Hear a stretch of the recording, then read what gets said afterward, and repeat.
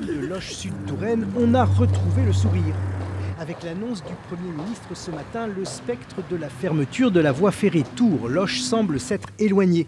Une bonne nouvelle pour ce territoire fragile qui se bat au quotidien pour conserver malgré tout une dynamique de développement et d'attractivité.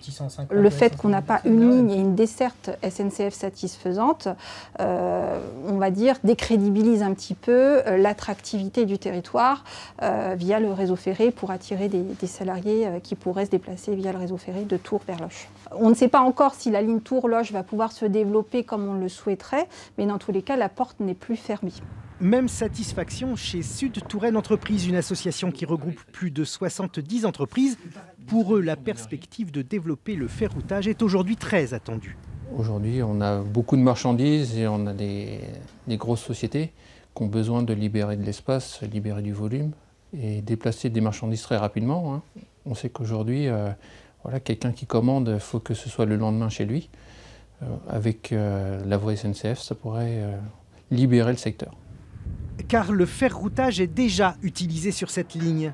À Régnac, entre Tours et Loches, justement, cette plateforme de stockage de céréales historique utilise depuis longtemps le train pour transporter ses 175 000 tonnes de fret par an. Autant de camions en moins sur la RD 943, déjà très chargée.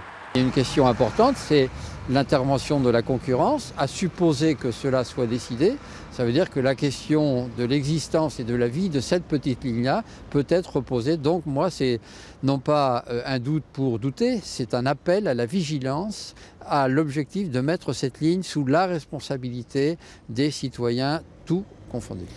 Reste l'enjeu de demain. Pour être réellement exploitable, la ligne doit être rénovée. Un coût certain pour les pouvoirs publics et des décisions dont on ne sait pas encore à qui de l'État ou de la région elles reviendront finalement.